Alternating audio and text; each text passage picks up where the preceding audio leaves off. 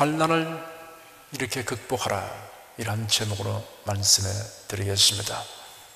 우리의 일생에는 마치 끝이 보이지 않는 컴컴하고 긴 터널 속에 들어온 듯한 암담한 현실에 처할 때가 있습니다. 중첩되는 환난과 풀리지 않는 문제를 부둥켜 안고 몸부림치다 보면 고독과 슬픔, 불안과 분노가 뒤범벅이 되어 마음을 짓누르게 됩니다. 사람의 마음은 자신이 부닥친 현실에 영향을 받게 됩니다. 곤란한 현실에 마음의 불안과 낙심까지 겹치면 설상가상의 상태가 되고 맙니다. 더욱이 하나님을 향한 믿음이 손상되면 삼중의 화를 당하게 됩니다. 환난을 당할 때 마음과 믿음이 흔들리지 않아야 합니다. 성경 잠언서에 기록되기를 무릇 지킬 만한 것보다 더욱 내 마음을 지키라. 마음은 생명의 근원이기 때문이다 하였고, 자기의 마음을 다스리는 자는 성을 빼앗는 자보다 낫다고 하였습니다. 예수는 말씀하시기를 두려워 말고 믿기만 하라 하였습니다. 환난 중에도 안정된 마음과 희망적인 믿음을 가지도록 힘써야 합니다. 시편 77편은 시편 기자가 환난에 직면했을 때 근심과 불안, 의심과 낙심을 잠재우고 소망적인 믿음을 회복한 체험적 고백과 간증입니다.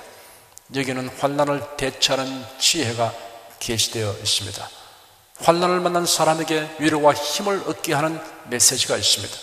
1절을 보면 내가 내 음성으로 하나님께 부르짖으리니 하나님께 내 음성으로 부르짖으면 내게 귀를 기울이시리로다 하였습니다. 시편 기자는 환난 날에 하나님을 찾았습니다. 하나님께 부르짖었습니다. 곤란에 직면한 어린이가 엄마 아빠를 찾는 것은 당연하고 자연스러운 행동입니다. 예수를 믿는 사람은 고아가 아닙니다. 하나님의 자녀입니다. 요한복음 1장에 기록되기를 영접하는 자, 곧 그 이름을 믿는 자들에게는 하나님의 자녀가 되는 권세를 주셨으니 이는 혈통으로나 육정으로나 사람의 뜻으로 나지 아니하고 오직 하나님께로서 난 자들이니라 하였으며, 누구든지 예수를 믿고 영접하면 하나님의 자녀가 됩니다. 시편 기자는 하나님께 부르짖었습니다. 다른 사람에게 기도해 주기를 부탁하고 자신은 침소에 들어간 것이 아니었습니다. 그런 자신의 기도를 하나님께서 귀를 기울여 들어주실 것이라고 믿었습니다. 2절을 보면 나의 환난 날에 내가 주를 찾았으며 밤에는 내 손을 들고 거두지 아니하였으며 내 영혼이 위로받기를 거절하였도다 하였습니다. 밤에는 내 손을 거두지 아니하였다고 말했습니다. 미룰 수 없는 일들로 인하여 낮에는 비록 동분서주할지라도 밤에는 기도에 전혀 힘썼습니다. 환난을 당한 자신의 마음 상태를 밤으로 형용하였다고 이해할 수도 있습니다. 손을 거두지 아니하였다는 것은 기도를 지속하였다는 뜻입니다. 손을 드는 것은 히브리인들의 전통적 기도 자세입니다. 내가 주의 성소를 향하여 나의 손을 들고 주께 부르짖을 때 나의 간구하는 소리를 들으소서. 시편 28편 2절 말씀입니다. 그러므로 각처에서 남자들이 분노와 다툼이 없이 거룩한 손을 들어 기도하기를 원하노라. 디모데전서 2장 8절 말씀입니다. 하나님의 응답을 기대하며 받을 준비를 하고 그것을 환영하는 자처럼 손을 내밀어 기도하는 것입니다.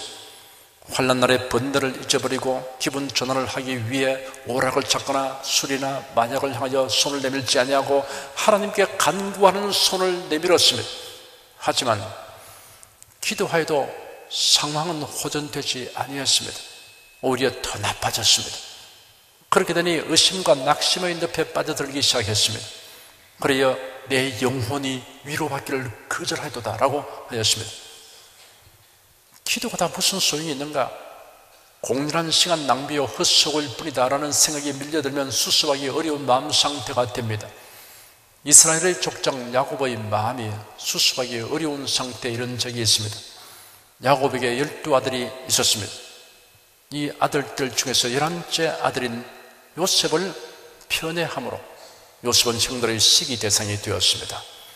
더욱이 요셉은 자신의 형들보다 높은 지위에 있게 되는 꿈을 2번이나 꾸고 이를 발설한 까닭에 형들이 몹시 미워하였습니다. 어느 날 요셉이 아버지의 심부름으로 형들이 양치는 곳으로 찾아갔습니다. 형들은 요셉이 그들에게로 오는 것을 보자 곧장 요셉을 죽이려고 하는 흉계를 꾸몄습니다. 요셉을 죽여 구덩이에 던지고 아버지에게는 맹수가 잡아먹었다고 말하자라고 구체적인 모의를 하였습니다. 요셉의 형들은 요셉의 당돌한 꿈 이야기를 듣고 미운 감정이 도를 넘어 심한 적대감을 가지게 되었던 것입니다. 시기 질투가 자라면 적대감이 되고 나아가서 해치는 행동을 하게 됩니다. 요셉을 죽여버림으로 그의 꿈이 흠한 것이 되도록 하자고 의견을 모았으며 야곱의 장남인 루벤은 생각이 달랐습니다. 형제들이 요셉을 죽이지 못하도록 설득하며 저지하였습니다. 그를 광야 구덩이에 던지기만 하자라고 대안을 제시하였습니다. 루벤의 속셈은 기회를 보아서 요셉을 구덩이에서 건져내어 집으로 돌려 보내려는 것이었습니다. 루벤의 말이 설득력을 발휘하였습니다.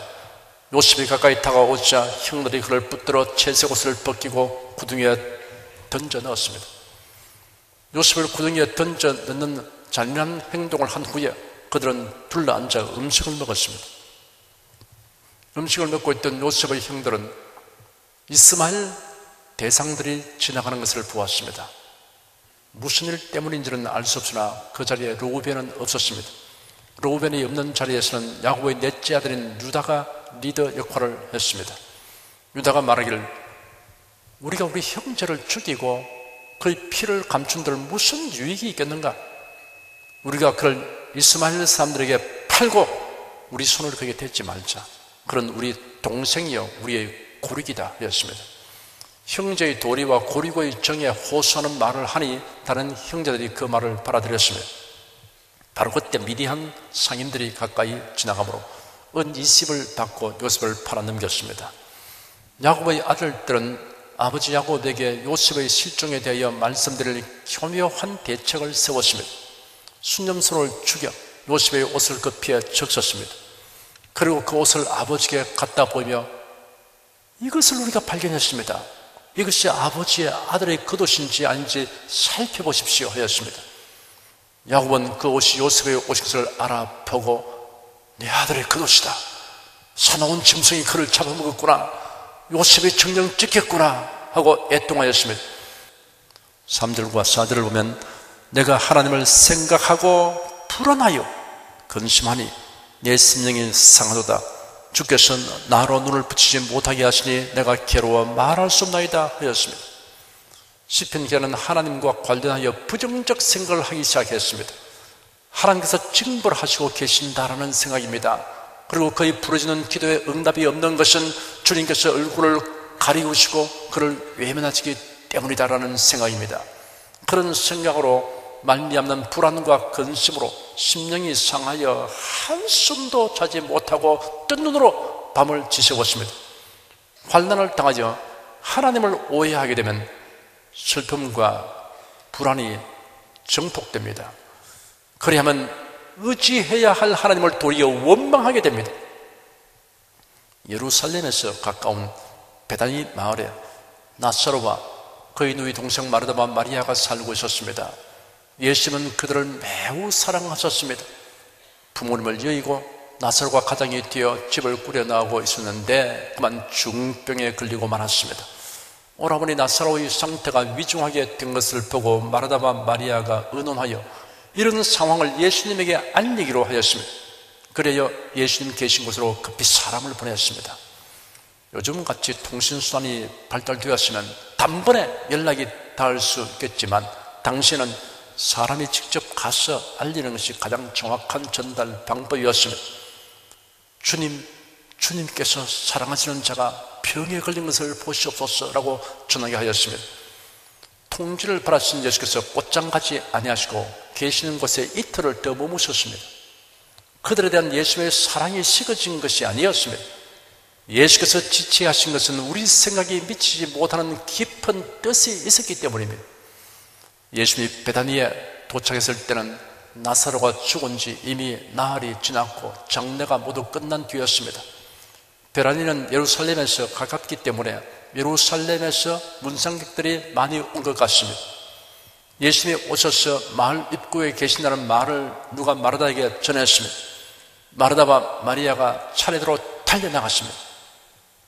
말하던 예수를 뵙고 곧장 말하기를 주님, 주께서 여기 계셨더라면 제 오라버니가 죽지 않았을 것입니다 그랬습니다.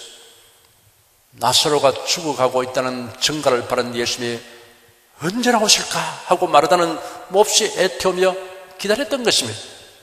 그런데 무심하게도 예수님이 너무 늦게 오신 까닭에 그만 오라버니가 죽고 말았다는 원망 아닌 원망의 말을 하였습니다. 말하다가 이어서 말하기를 그러나 나는 이제라도 주님께서 무엇이든지 하나님께 구하시는 것을 하나님이 주실 줄을 압니다 하였습니다. 예수님은 네 오라비가 다시 살리라 라고 대답하셨습니다. 그런데 말하다는 말하기를 마지막 날 부활에는 다시 살 줄을 내가 아나이다 하였습니다. 예수께서 말하다에게 나는 부활이요 생명이니 나를 믿는 자는 죽어도 살리었고 무릇 살아서 나를 믿는 자는 영원히 죽지 아니하리니 이것을 내가 믿느냐라고 말씀하셨습니다.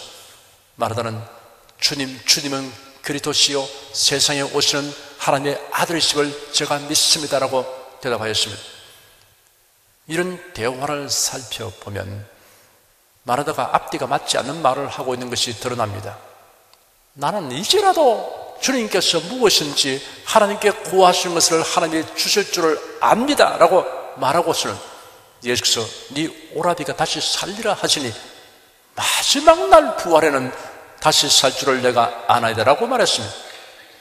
말하자면 자신이 예수님에게 사람을 보내어 위급한 상황을 알렸는데도 예수님이 곧장 오시지 않고 지연하여 여러 날 후에 오신 것으로 인하여 깊은 좌절을 느꼈던 것입니다.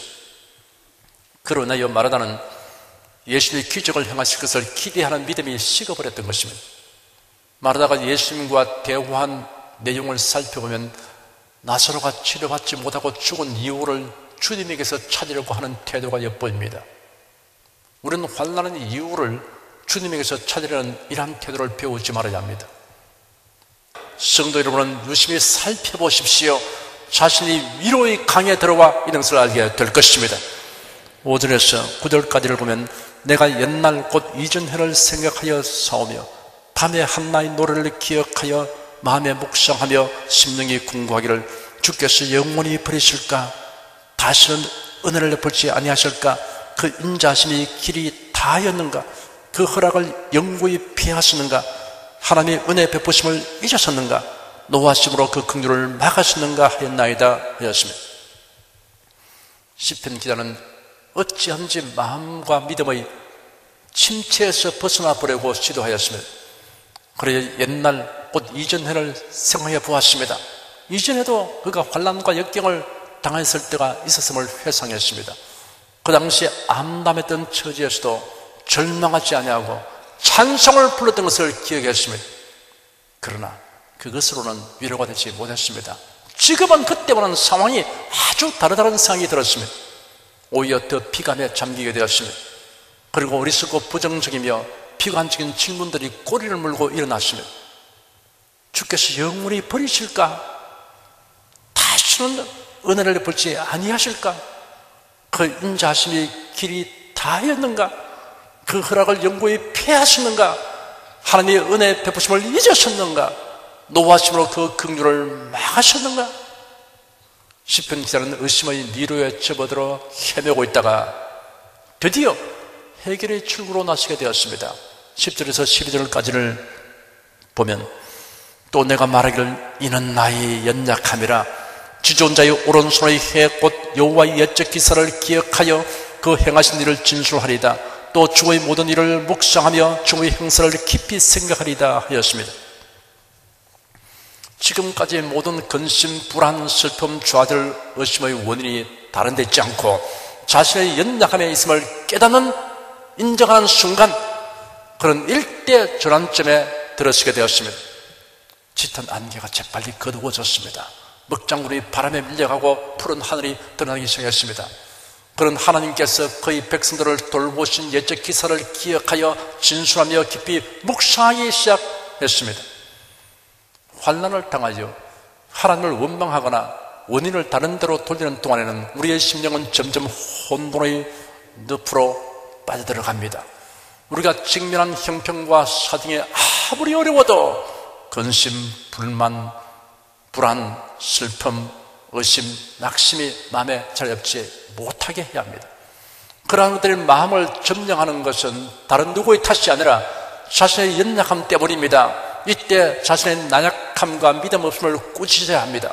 그리고는 하나님께서 행하신 옛적 기사를 기억하고 진술하십시오. 그 모든 일을 묵상하며 주님의 행사를 깊이 생각하십시오.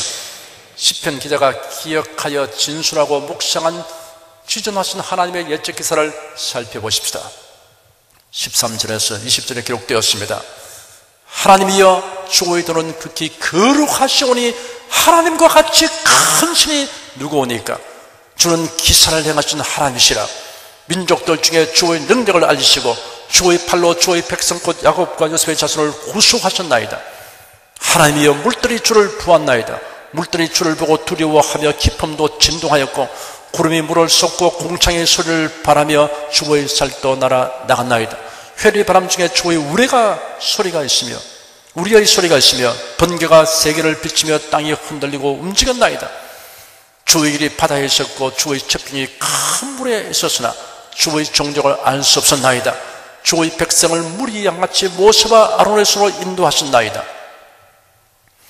여호와 하나님의 옛적 기사를 회고하며 진술하며 깊이 묵상하면 결국 생각이 하나님에게 집중하게 됩니다. 저쪽 거룩하고 위대하신 하나님을 생각하게 됩니다. 하나님이여 주의 도는 극히 거룩하시오니 하나님과 같이 큰 신이 누구오니까 하였습니다. 하나님은 거룩하고 위대하십니다. 하나님의 거룩은 모든 피조물과의 관계에 있어 하나님 자신이 완전히 다르게 구별되심을 의미합니다.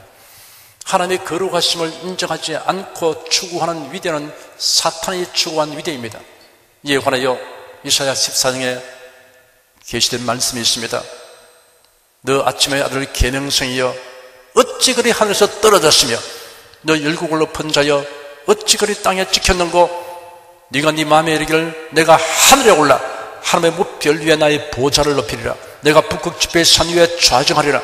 가장 높은 구름에 올라 지극히 높은 자와 비기리라 하도다. 그러나 이제 네가 음복꽃 구덩이의 맨 밑에 빠치우리로다. 계명성은 샛별이라고도 부르는 금성의 별칭입니다. 아침에 뜨기 전 새벽 동쪽 하늘에 보이다가 금방 사라집니다. 사탄으로 전락하게 된 천상 루시퍼가 계명성에 비유된 것은 그의 용화가 새벽별처럼 독보적으로 찬란하게 빛날 것이지만 순식간에 파멸될 것을 암시하고 있습니다. 루시퍼의 교만은 심지어 하나님의 보좌 위에 나아가려고 하는 정도였습니다. 그러나 하나님의 엄중한 심판으로 가장 낮은 곳으로 끌어내려지게 될 것이 선언되었습니다. 하나님의 보좌가 있는 하늘에서 공중하늘로 내어 쫓긴 루시퍼와 그를 추종한 천사들은 예수님이 다스리시는 천년왕국 기간에는 무중행에 갇히게 됩니다. 그 후 잠시 놓여놨다가 마침내 불과 유황으로 타는 못에 던져지게 됩니다. 하나님의 거룩하심을 무시하고 위대를 추구하는 존재는 모두 사탄과 같은 운명에 처하여 종국에는 불과 유황으로 타는 못에 던져지게 됩니다. 니무롯의 무리들이 하나님의 거룩하심을 무시하고 하늘에 닿는 위대한 성을 건축하는 일을 도모했으나 하나님께서 개입하시어 그들의 두모를 흑사가 되게 하셨습니다. 하나님의 거룩하심을 무시하고 이루는 위대한 인류 문명은 바벨성과 같은 운명이 되고 맙니다. 둘째, 권능으로 기사를 행하시며 주의 백성을 구속하시는 하나님을 생각하게 됩니다. 주는 기사를 행하신 하나님이시라 민족들 중에 주의 능력을 알리시고 주의 팔로 주의 백성 곧 야곱과 요셉의 자손을 구속하셨나이다 하였습니다. 셋째, 우리를 목자처럼 인도하시는 하나님을 생각하게 됩니다. 주의 백성을 무리 양같이 모세와 아론의 손으로 인도하셨나이다 하였습니다. 시편 기자가 이러한 하나님을 깊이 생각하게 되자 마음에서 불안과 의심이 물러가고 안도감이 파도처럼 마음에 밀려들었습니다. 어둠이 사라지고 환한 빛으로 채워졌습니다. 슬픔은 사라지고 기쁨이 자리 잡았습니다. 그를 괴롭혔던 어리석은 의심의 질문은 오히려 믿음을 고백할 수 있는 기회를 제공하는 것이 되고 말았습니다. 어리석고 부정적이며 비관적인 질문들에 대하여 현명한 대답을 할 수 있게 되었습니다. 사랑하는 성도 여러분, 심기일전하게 된 시편 기자와 더불어 어리석은 질문에 대하여 현명한 대답을 하여 봅시다. 제가 질문할 터이니 여러분께서 화면에 게시되는 글을 소리내어 저와 함께 읽으시기 바랍니다. 주께서 영원히 버리셨습니까? 그렇지 않습니다. 우리가 하나님을 배척하지 않는 이상 하나님은 우리를 버리지 아니하시고 떠나지 아니하십니다. 여호와께서는 그 백성을 버리지 아니하시며 그 기업을 떠나지 아니하시로다 하였습니다. 히브리서 13장 5절에는 돈을 사랑치 말고 있는 바를 족한 줄로 알라. 그가 친히 말씀하시기를 내가 과연 너희를 버리지 아니하고 과연 너희를 떠나지 아니하리라 하시느니라 하였습니다. 또 묻겠습니다. 다시는 은혜를 베풀지 아니하시는 것입니까? 그렇지 않습니다. 여호와는 그 얼굴로 내게 비추어 은혜 베푸시기를 원한다고 말씀하셨습니다. 그 인자하심을 영영히 끊으시는 것입니까? 그렇지 않습니다. 여호와의 인자하심은 자기를 경외하는 자에게 영원부터 영원까지 이른다고 말씀하셨습니다. 그 약속을 이제는 폐하신 것입니까? 그렇지 않습니다. 하나님은 인생이 아니시니 시건치 않으시고 인자가 아니시니 후회가 없으시다. 어찌 그 말씀하신 바를 행치 않으시며 하신 말씀을 수행치 않으시려 하였습니다. 하나님이 은혜 베푸신 것을 잊으셨습니까? 그렇지 않습니다. 나를 사랑하고 내 계명을 지키는 자에게는 천대까지 은혜를 부으느니라 하였습니다. 노하셔서 그 긍휼을 막으셨습니까? 그렇지 않습니다. 항상 징적지 아니하시며 노를 영원히 품지 아니하시로다. 아비가 자식을 불쌍히 여김같이 여호와께서 저희를 경외하는 자를 불쌍히 여기신다고 말씀하셨습니다. 아멘. 사랑하는 여러분, 환난을 당하고 공경에 처할 때 가장 중요한 것은 여러분의 마음을 지키며 믿음을 지키는 일입니다. 여러분의 마음의 슬픔, 불안, 의심, 낙심이 자리잡지 못하게 하십시오. 만일 그러한 것이 자리잡게 된다면 그것은 누구의 탓도 아닌 여러분 자신의 탓입니다. 그때는 여러분 자신의 연약을 꾸짖으십시오. 그리고 지존자의 오른손의 곧 여호와의 옛적 기사를 기억하여 그 행하신 일을 진술하며 주님의 모든 일을 묵상하며 주님의 형사를 깊이 생각하십시오. 그리하면 거룩하고 위대하신 하나님, 권능과 기사를 행하신 하나님, 주님의 백성을 구속하시는 하나님, 주님의 백성을 목자처럼 인도하시는 하나님에 대한 믿음으로 충만하게 될 것입니다. 그래야 불안과 의심에서 비롯되는 우매한 질문을 남김없이 모조리 쓸어버리고 소망과 확신에 찬 마음으로 살아가시기를 축원합니다. 기도하겠습니다. 시편 기자가 환난을 만나서 밤잠을 이루지 모르고 뜬 눈으로 세우고 심히 고통 중에 번뇌하고 있다가 결국은 그가 하나님에 대해서 집중적으로 생각하는 자리까지 오게 되었고 비로소 해결을 얻게 되는 장면을 통해서 우리에게 많은 교훈을 주셔서 감사합니다. 우리 성도들은 이와 같이 혼돈 속에서 헤매는 그런 과정을 겪지 않고 크고 작은 환난이 다가올 때마다 곧장 우리가 문제보다 크신 하나님을 생각하는 데 집중하게 도와주시옵시고 거룩하고 위대하신 하나님, 그 백성을 구속하시는 권능의 하나님, 목자처럼 인도해 주는 하나님을 생각하게 도와주셔서 마음이 밝고 빛나고 희망이 넘치게 도와주시옵시고 믿음에 굳게 서게 도와주시옵소서. 예수의 이름으로 기도드립니다. 아멘.